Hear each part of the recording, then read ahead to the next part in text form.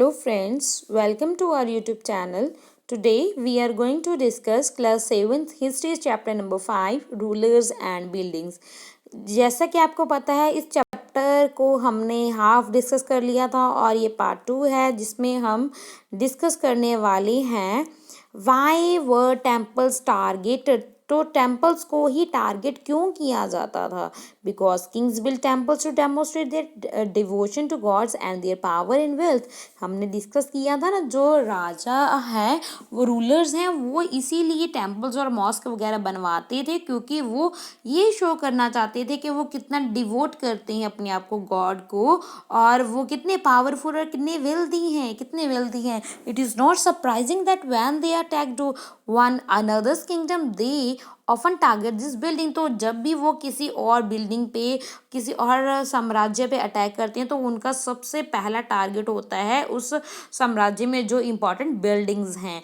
In the early 19th century when the Pandyan's king Shri Vallabha invaded Sri Lanka and defeated the king Sena I। तो वहाँ पे श्रीलंका में जब invaded किया था तो वहाँ पे भी उन्होंने किंग सेना 1 को डिफीट कर दिया था। 1831 से लेकर उन्होंने 1851 तक उन्होंने राज किया था।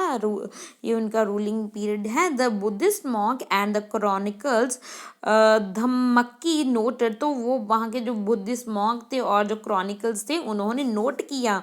ही रिमूव्ड ऑल द वैल्यूएबल। उन्होंने यानी कि इन्वेडर ने जिन्होंने भी अटैक किया था उन्होंने जो जितना भी कीमती सामान था वो सब कुछ उठा लिया, रिमूव कर दिया। The statue of the Buddha made by entirely of the gold in the jewel place. तो जो स्टैचू बना हुआ था बुद्धा का वो गोल्ड से बना हुआ था तो उसको भी उन्होंने उठा लिया। And the golden image of the various monasteries, जो मोनेस्ट्री में और भी गोल्डन की इमेजेस थी उनको भी अपने कब्जे में ले लिया। The blow to the pride of the Sinhalese rulers had to be avenged, and the next Sinhalese ruler Sena II ordered his general to invade Madurai, the capital of the Pandyas. The Buddhist chronicles note that the expedition made a special effort to find the restore the gold statue of the Buddha। तो उसके बाद जो सेना second थे जिनको सेना second थे जो सेना 1 के बाद राजा बने थे, रूलर बने थे, तो उन्होंने ऑर्डर दिया कि दोबारा से आप मदुरई पे अटैक करोगे और जितना भी हमारा जो गोल्ड वगैरह है उसको रीगेन करने की कोशिश करोगे क्योंकि बहुत ज़्यादा वैल्यूएबल थिंग्स उन्होंने उठा ली थी। Similarly, in the early 11th century, when the Chola king Chola king थे Rajendra first build a Shiva temple. उन्होंने भी जो राजेंद्र ने शिवा टेम्पल बनाया था अपनी कैपिटल में तो उसमें भी उन्होंने ही filled it with the prize statue seized from a defeated ruler. जितना भी उन्होंने कब्जा किया था जो भी कीमती सामान है वो इन्होंने यहाँ पे जमा कर लिया था, रख दिया था। An incomplete list included a sun pedestal from a Chalakya, a Ganesha statue, and a several statue of the Durga। Ganesha के स्टैचू, दुर्गा के statue, Nandi statue, eastern Cholas, and image of the Bhairava जिसको यानी कि शिवाजी की मूर्ति, और a Bhairavi from the Kalingas of Odisha, and a Kali का statue मिलता है पैलेस ऑफ बंगाल से। ये सब कुछ यानी कि ये सब कुछ यानी कि मूर्तियाँ जो बनवाते थे वो बहुत कीमती पत्थरों से बनवाते थे और कीमती मेटल से बनवाते थे और इसीलिए वो इसमें अपनी पावर को डेमोन्स्ट्रेट करते थे और वो जो अटैक करने वाले थे वो इन्हीं पे इसीलिए अटैक करते थे। Sultan Mohammad of Ghaznavi was contemporary of Rajendra 1। यानी कि कंटेम्प्रेरी क्या होता है? समकाली। यानी कि जब मोहम्मद गजनी थे तभी ये राजेंद्र फर्स्ट भी थे उसी समय में। During his campaigns in the sub continent he attack the temples of defeated Kings and looted there wealth and idols. तो जो मोहम्मद गजनवी थे तो गजनी थे ये क्या करते थे, वो जो टेम्पल्स पे अटैक करते थे और उनका जो वेल्थ वगैरह था करता है, वहाँ से जो आइडल्स थे, मूर्तियाँ वगैरह, सब कुछ को उठाकर वहाँ से लूट कर लेके जाते थे। Sultan Mohammad was not a very important ruler at that time, चाहे जो सुल्तान मोहम्मद इतने ज़्यादा इंपॉर्टेंट रूलर नहीं थे, बट बाय डिस्ट्रॉइंग टेम्पल्स, मगर वो उन्होंने बहुत ज़्यादा टेम्पल्स को डिस्ट्रॉय किया था। Specially one of the Somnath, उन्होंने सोमनाथ का जो टेम्पल था उसको बहुत ज़्यादा डिस्ट्रॉय किया था। He try to win credit as a great hero of Islam, वो अपने आप को as a great hero of Islam मतलब दिखाना चाहता था, दिखावा करना चाहता था। In the political culture of the middle ages, most ruler display their a political might and a military success by attacking and looting the places of worship and of defeated rulers. तो बहुत से जो ऐसे हैं जो हारे हुए, जिनको पहले ही हार जाते थे और उसके बाद ये जो बचता हुआ था वो ऐसे लूट लिया करते थे जो और राजा होते थे। In what way do think the policies of Rajendra one and the Mohammad of Ghazni was produced of their time, how were the action of the two rulers different, ये आपके लिए क्वेश्चन है। तो ये आपको इतना पढ़ने की ज़रूरत नहीं है, ये जितना आपकी बुक में दिया है आप इस पे ही फोकस करोगे। देन ये मुगल चहार बाग, ये मुगल चहार बाग है, ये देख रहे हो आप फिगर 1 में। ये देखो चार बाग, यानी कि इसमें 4 पार्ट्स किए हुए हैं, देख रहे हो ना आप, ये देखो ये जाने के ये यहाँ पे ऐसे ये 4 पार्ट, 1 2 3 एंड 4, 4 पार्ट्स हैं। The Chahar Bagh in Humayun's Tom Delhi, ये यहाँ पे टॉम है किसकी, हुमायूं की टॉम है यहाँ पे, यानी कि उनकी कब्र है। 1562 से लेकर 1571 से उन्होंने वो मतलब रूल किया था। Then a terraced chahar bagh at a Shalimar garden and Kashmir 1620, ये देखो ये बाग है, या टेरेस्ड चहार बाग है सलीमार में। ये है chahar bagh adapted as a river front garden at a Lal Mahal Bari. तो यहाँ पे ये देखो इसके फ्रंट में है बाग, ये फ्रंट में, ये देखो फ्रंट में है बाग, ठीक है। ये इस टाइप की वो कंस्ट्रक्शन करवाते थे, ये हमने पढ़ लिया है। अब हम पढ़ेंगे गार्डन्स, टॉम्स एंड फोर्ट्स के बारे में। गार्डन्स बगीचों के बारे में, टॉम्स कब्रों के और फोर्ट्स के बारे में हम पढ़ने वाले हैं। Under the Mughal architecture become a more complex, जब मुगल्स की बारी आई तो उस समय पे जो आर्किटेक्चर और भी ज़्यादा कॉम्प्लेक्स बन गए थे, यानी कि वो बिल्डिंग्स और भी ज़्यादा कॉम्प्लेक्स बननी शुरू हो गई थी। Babur, Humayun, Akbar, Jahangir, specially Shahjahan was personally interested in literature, जो शाहजहां थे वो बहुत ज़्यादा इंटरेस्टेड थे लिटरेचर में, आर्ट में और आर्किटेक्चर में। इन हिज ऑटोबायोग्राफी, उन्होंने अपनी ऑटोबायोग्राफी में Babur described his interest in a planning and laying out a formal garden. तो उन्होंने अपनी ऑटोबायोग्राफी में ये अपना इंटरेस्ट बताया है कि वो कैसे, उन्होंने अपने प्लान बताया है कैसे वो फॉर्मल गार्डन को बनाना चाहते हैं। Placing with in a rectangle, जो उसकी जो शेप होगी वो उसकी शेप रेक्टेंगल होगी। Walled enclosure and divided into 4 quarters by artificial channel, जो आर्टिफिशियल चैनल्स के द्वारा उसको 4 पार्ट्स में डिवाइड किया जाएगा, ऐसे जैसे कि हमने ऊपर देखा है ना, उस टाइप के। दीज गार्डन्स वर कॉल्ड आ चाहर बाग, जिनको चाहर बाग कहा जाएगा, 4 गार्डन्स बोला जाएगा, because of their symmetrical division into quarters, क्योंकि ये 4 पार्ट्स में डिवाइड हो गए इसीलिए। Beginning with Akbar, some of the most beautiful chahar bagh were constructed by Jahangir, जब अकबर आए तो उसके बाद जहांगीर ने बहुत से चाहर बाग बनवाए, और चाहर बाग कश्मीर में, आगरा में और दिल्ली में बनवाए गए हैं। तो बहुत ज़्यादा इसकी फिगर भी हम देख चुके हैं कैसे बनवाए गए हैं, ये हमने जो फिगर्स देखी थी ये वाली के। Then there were several important architectural innovation during Akbar's reign, Akbar के समय में बहुत से आर्किटेक्ट थे जिन्होंने बहुत ही इंपॉर्टेंट वर्क की हैं। For inspiration Akbar's architecture turned into the Tom's of his central Asia ancestor, तो उनकी जो टॉम्स हैं मतलब वो भी बहुत ज़्यादा अच्छी बनाने लग गए, जैसे Timur the central towering dome and a tall gateway pishtaq become important aspect of Mughals. तो ये डोम वगैरह, ये देखो ये ऐसे, ये इसको डोम बोलते हैं, ये देखो इस टाइप से बनाना शुरू कर दिया था। ये मुगल्स की ही देन है हमें। ओके, ये फिगर भी देख लेते हैं क्या है, जो फिगर 10 है। In 1590 a painting of the Babur supervision working line out of the chahar bagh. ये देखो चाहर बाग बनवाना चाहते थे ना, उन्होंने अपनी ऑटोबायोग्राफी में बताया था। Chahar Bagh is in Kabul. Note how the interesting channels of the path created in the characteristic Chahar Bagh design. तो ये देखो बहुत सुंदर तरीके से, ये देखो पानी चारों तरफ से इसको आर्टिफिशियल एक पानी का बना दिया उन्होंने। और बाकी ये चारों साइड पे क्या होंगे, यहाँ पे बाग वगैरह लगाए जाएंगे। ये देख रहे हो फिगर, ये वाली फिगर, इस फिगर में क्या है, टूम्ब ऑफ हुमायूं। हुमायूं की ये टूम्ब है। टोम पता होगा ये आपको, टोम क्या होता है, ये कबर है। Constructed between 1562 and 1571। Can you see the water channel.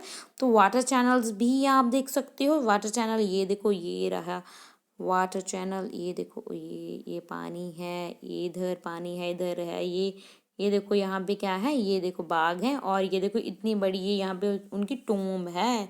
Okay, ये मतलब बहुत ज़्यादा आर्किटेक्ट को प्यार करते थे, है ना। ये क्या है, फिगर 12 में the throne balcony in the Diwane Aam in a Delhi completed. ये दीवाने आम की तस्वीर है 1648 में। तो फर्स्ट इनविजिबल इन हुमायूंस टॉम। हुमायूं की टॉम हमने देख ली है।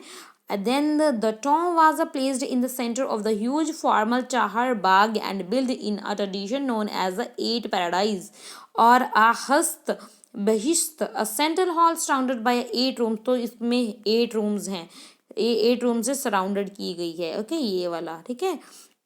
उसके बाद the buildings was constructed with red sandstone. ये रेड सैंडस्टोन से बनाया गया है। एज विद वाइट मार्बल, और जो इसके एजेस हैं, एज यानी कि जो किनारे हैं, उनको वाइट मार्बल से बनाया गया है। It was during Shahjahan's reign that the different elements of Mughal architects was fused together in a grand harmonious symmetries. His reign witnesses a huge amount of construction activity especially in Agra and Delhi। तो ये शाहजहाँ के समय में different architect use की गई बहुत अच्छे तरीके से। उसके रेन में बहुत ज़्यादा कंस्ट्रक्टेड एक्टिविटी करवाई गई, आगरा में भी और दिल्ली में भी। The ceremonial halls of public and a private audience. तो दीवाने खास, दीवाने आम बनवाए गए, बहुत अच्छे से प्लान किए गए। Placed within a large courtyard, these courts were also described as a chihil sutun और a 40 pillared hall. 40 pillars hall भी बनवाए थे उन्होंने, 40 पिलर के। Okay, Shahjahan audience hall was specially constructed to resemble a mosque. तो वो जो उन्होंने ऑडियंस को जो इकट्ठा करने के लिए एक मॉस्क बनाई थी। The pedestal on which his the throne was. जो पेडेस्ट्रल में उनका जो थ्रोन होगा, उसकी गद्दी होगी, was placed was frequently described as a qibla. किबला की तरफ होगी।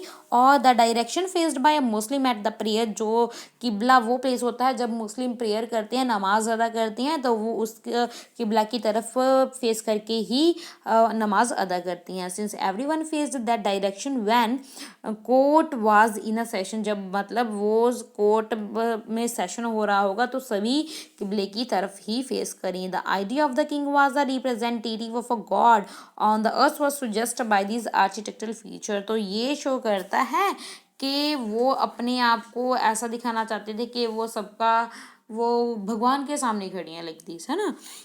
The connection between a royal justice and a imperial courts was emphasized by Shah Jahan in his newly constructed court in Red Fort and Delhi। तो ये दिल्ली में भी इन्होंने, शाहजहां ने ही बनवाया था Red Fort. Behind the emperor's throne were a series of a pietra dura. Pietra dura means, pietra dura क्या है, coloured hard stone placed in a depression carved into a marble और a sandstone created a beautiful ornament temple. ये एक colourful होता है, hard होता है एक स्टोन, जिसमें वो मार्बल वगैरह यूज़ करके अलग अलग पैटर्न बनाए जाते हैं। ये देखो कितना ब्यूटीफुल है ना, ये ताजमहल, ये ये depicted that the lengthy Greek gold orpheans playing the lute. It was a belief that orpheans music could calm ferocious beasts. तो ऐसा माना जाता है ग्रीक माइथोलॉजी में जो गॉड हैं ऑर्फीज, उनका जो म्यूजिक है वो जो बीस्ट होते हैं उनको भी शांत कर देता है. until they is a coexisted together peaceably. The construction of the शाहजहां's audience hall, जो शाहजहां का ऑडियंस हॉल है, aimed to communicate that the king's justice would treat the high. तो ये दिखाता है जो किंग का जस्टिस है वो बहुत हाई है and low as equal, creating a world where all could live together in harmony. जो जहाँ पे जो सभी लोग हैं वो हारमनी में रह सकते हैं, वो ऐसा वर्ल्ड क्रिएट कर सकता है. In the early year of his reign Shahjahan capital was Agra. तो शुरू में जो शाहजहां की कैपिटल होती है वो आगरा होती है. A city where the nobility was constructed their home. जहाँ पे जो नोबेलिटी है वो उन्होंने अपने अपने होम्स को कंस्ट्रक्ट किया हुआ था यमुना नदी के किनारे. These were set in the midst of the formal garden constructed in the Chahar Bagh format. तो उन्होंने चहार बाग जो उसका फॉर्मेट कंस्ट्रक्ट करवाया. The Chahar Bagh garden also had a variation. तो इसमें भी चहार बाग में हमें वेरिएशन यानी कि अलग अलग तरीके से इन्होंने करवाए थे. Historian describe as the river front garden. तो ये ऐसा मानते हैं जो रिवर होती थी गार्डन के सामने. In this the dwelling was not located in the middle. तो ऐसा नहीं है जो रहन बसेरा है वो मिडल में ही होगा chahar bagh. What it's the edge. तो एज में भी हो सकता है, किनारों पे भी हो सकता है. ठीक है. Close to the bank of the river. जब जहाँ पे क्लोज हो रही है वहाँ पे भी हो सकता है. Shahjahan adapted the river front garden. तो उन्होंने क्या जी, उन्होंने फ्रंट पे रिवर रखी in the garden layout of Taj Mahal. तो ताजमहल को आप बहुत ध्यान से देख सकते हो, ये देखो. तो उन्होंने किस तरीके का उन्होंने किया था. तो ये देखो उन्होंने फ्रंट पे रखी थी जो रिवर है. ठीक है. The grandest garden in the layout of the Taj Mahal, the grandest architect accomplished of his rain. तो ये सबसे अच्छी ये उनका माना जाता है ताजमहल को, उनका ये construction. Here the white marble mausoleum was placed on a terrace by edging of the river. तो ये मतलब ये यूज़ किया गया है. और the garden was to the south में उसके क्या है, ये रिवर है शाहजहां. तो शाहजहां ये बताती हूँ आपको, ये भी है ना. Shahjahan develop the architecture form a meaning to control the access that a noble had to the river. तो ये मतलब ये उन्होंने ये शो करके दिखाया है कि वो जो रिवर्स भी हैं वो भी उनकी एक्सेस में है, नोबल्स की एक्सेस में है. In the new city of Shahjahanabad. तो शाहजहांबाद जो न्यू सिटी बनवाई थी that he constructed in Delhi, जिसको उन्होंने दिल्ली में कंस्ट्रक्ट करवाया था. The imperial place commanded the river front only specially favored novels like his eldest son, जो उनके सबसे बड़े बेटे थे, Dara Shukoh, were given access to the river. तो उनको ही एक्सेस दिया गया रिवर का. All other had to construct their homes in the city away from the river Yamuna. तो उनको बाकी जो उनके बेटे थे उनको ऐसा बोला कि आप यमुना के सिटी के दूर यमुना नदी के दूर ही अपना घर बनाओगी. तो ये हम बहुत ध्यान से अब देखने वाले हैं ये क्या बताया गया है. तो ये क्या है, ताजमहल ये देखो हम बहुत सुंदर तरीके से उन्होंने बनाया गया है. ये देखो ये रहा ताजमहल और ताजमहल के आगे से नदी जा रही है. कौन सी जा रही है, कौन सी रिवर है, ये है यमुना रिवर. तो ये है construction from a map of the river front garden city of Agra. तो सिटी ऑफ आगरा में, तो आगरा में है ना ताजमहल, तो सामने क्या जा रही है, रिवर जमुना जा रही है. Note how the garden palaces of the noble were placed on the both bank of the river. The Taj Mahal is on the left and compare the loyal of the Agra with Shahjahanabad in Delhi in the figure 5. तो ये शाहजहांबाद भी उन्होंने बनवाया था, ये भी उन्होंने यमुना नदी के इधर बनवाया था. ये देखो शाहजहांबाद का मैप है ठीक है। आप देख सकते हो 1850 में map of Shahjahanabad where is a emperor's residence. तो एम्परर का रेजिडेंस कहाँ पे था? Can the city appears to be very crowded. ऐसा लगता है ये जो सिटी है बहुत क्राउडेड है। But did you notice the many large garden as well. मगर यहाँ पे हमें बहुत ज़्यादा गार्डन ही दिखाई दे रहे हैं। ये देखो ये ग्रीन ग्रीन है ना, ये ज़्यादातर हमें गार्डन ही है यहाँ पे। Can you find the main street and अ जामा मस्जिद। आप जामा मस्जिद देख सकते हो कहाँ पे बनाई गई है। तो ये आप ध्यान से ढूंढेंगे कहाँ पे है जामा मस्जिद। ये उन्होंने शाहजहांबाद में ही बनवाई थी। तो ये जमुना नदी के पास ही उन्होंने ये अपना ताजमहल और यमुना नदी के पास ही शाहजहांबाद बनवाया था। ओके, रेन एंड एम्पायर की region and empire as construction activity increase between 88th and 18th century. 8th और 18th सेंचुरी में बहुत ज़्यादा कंस्ट्रक्शन एक्टिविटीज़ बहुत ज़्यादा बढ़ गई थी। There was also a considerable sharing of idea across reason.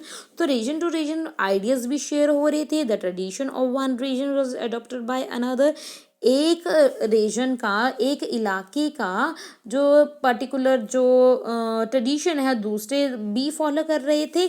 In वजिंद्रा for example वजिंद्रा में एक elephant stable of the ruler were are strongly influenced by the style of architect found in adjoining sultanates of the Bijapur and Golconda in Virendavana near a Mathura temples was constructed in a architectural style that was very similar to the Mughal palaces in Fatehpur Sikri। तो उन्होंने जो राजस थे ये जो मथुरा में जो राजस थे उन्होंने जो टेम्पल्स बनवाए थे, जो फतेहपुर सिकरी में जो मुगल्स एम्पायर ने अपने पैलेसेस वगैरह बनवाए थे उससे ही इन्फ्लुएंस होकर उन्होंने ये क्रिएशंस क्रिएट की थी, अपने भी बनवाए थे।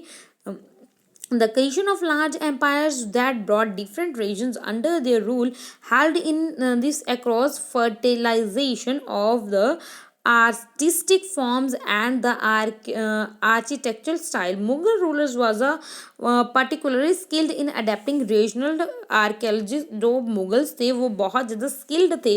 जो रीजनल स्टाइल होते थे वो अपनी कंस्ट्रक्शन में अपनी बिल्डिंग में अडॉप्ट कर लेते थे। जैसे कि बंगाल में for example the local ruler had developed a roof, it was a design to resemble a thatched hut. तो इस टाइप की उन्होंने लोकल ये बनवाई थी।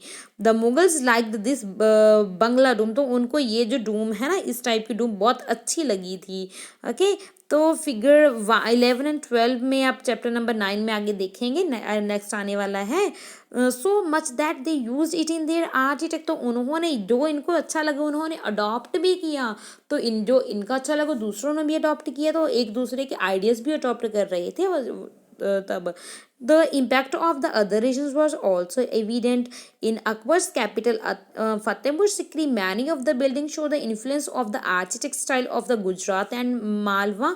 तो अकबर ने जो फतेहपुर सिकरी बनवाई थी, शहर बनवाया था, उसमें जो बिल्डिंग्स बनवाई थी उसमें हमें इन्फ्लुएंस देखने को मिलता है गुजरात एंड मालवा के आर्किटेक्चरल स्टाइल्स का। Even through the authority of the Mughal rulers wanted to 18th century in the 18th century, the architectural style developed under their patronage was constantly used and adapted by the other rulers। तो जितने Mughal rulers ने जितने भी इन्होंने अपनी authority के अंदर construction वगैरह आर्किटेक्चरल स्टाइल उन्होंने डेवलप किए थे, तो अदर रूलर्स ने भी ट्राई किया था अपने किंगडम में ये सब कुछ अडेप्ट करने का। तो ये जो फिगर 17 है ये इसके बारे में देखते हैं। डेकोरेटेड पिलर हैं देखो कितने अच्छे डेकोरेट किए गए हैं। And the struts holding the extension of the roof in a Jodha Bai palace in Fatehpur Sikri. These follow architecture tradition of the Gujarat region. ये गुजरात के रीजन से ही ये इसको अडॉप्ट किया गया है। तो ये फिगर हमारी रह गई थी। इसमें क्या बताया गया है, इंटीरियर अंदर से टेम्पल ऑफ द गोविंद देवा इन वृंदावन, वृंदावन में गोविंद देवा का ये टेम्पल है 1590 में बनवाया गया था। The temple was constructed out of red sandstone, ये रेड सैंडस्टोन से बनवाया गया था। Notice the 2 out of the 4, तो इनमें से 2 में से 4 में से 2 देखें अगर हम, in intersecting arcs that made the high ceiling roof, तो जिसको जो सीलिंग रूफ है बहुत ज़्यादा हाई बना रहे हैं। And this style is of architecture is from north east Iran, ये ईरान से अडॉप्ट किया गया है ये स्टाइल। एंड अ खुरसम and was used in Fatehpur Sikri, Fatehpur Sikri में भी इसको यूज़ किया गया है। तो बचता है हमारा ये एल्सवेयर में अब हम देखेंगे क्या है। Churches that touch the sky, तो चर्चेज, इतनी बड़ी बड़ी चर्चेज बनाए गए जो स्काई को टच करती थी, बड़ी बड़ी। From the 12th century onward, 12th century के बाद attempts begin in France to build the churches that were taller and lighter than earlier building, तो ऐसा बना, जो चर्चेज थे ऐसे ही बनानी शुरू कर दी कि जितनी भी बिल्डिंग्स है सबसे ऊंची हो, इस टाइप की बनानी शुरू कर दी। This architectural style known as a Gothic was distinguished by high pointed arches, तो इसको गॉथिक बोला जाता था। ये जो आर्किटेक्चरल स्टाइल है इसको गॉथिक बोला जाता है, जिसको डिस्टिंग्विश किया जाता था हायर पॉइंटिंग आर्चिस, हाई यानी कि बड़े बड़े आर्चिस तो मैंने बताया था ना, आर्चिस इस टाइप के होते हैं। The use of the stain glass often painted with a scene drawn from the Bible, तो ये बाइबल से सीन वगैरह होते थे उसको ड्रॉ किया जाता था। And a flying buttresses tall spires and a bell towers which were visible from the distance were adopted to the church, बड़े बड़े बेल टावर बेल वगैरह भी उन्होंने बनाने, जो बहुत दूर से भी दिखाई दें, इस टाइप से बनाने शुरू कर दिए। One of the best known example of this architect style is the church of the Notre Dame in Paris में है ये church, which was a constructed through a several decades in the 12th and 13th century, तो ये देखो जी, ये देख रहे हो ना, ये जो चर्च है ये फ्रांस में है, पेरिस में है, तो इसको कंस्ट्रक्ट करवाया गया था बहुत सुंदर तरीके से, ये इसको देख सकते हो फ्रांस में है, तो बहुत ये लंबी ऊंची बनाई गई है, ठीक है। 12th to 13th सेंचुरी के इस टाइम ऑफ पीरियड के बीच में बनाई गई थी। तो ये हमारा चैप्टर है, ये चैप्टर हमने कर लिया है कंप्लीट, कुछ भी हमारा नहीं छूटा, बहुत अच्छे से हमें एक एक चीज़ समझ में आ गई होगी, आपको भी मेरे को भी। तो thanks for listening me, God bless you.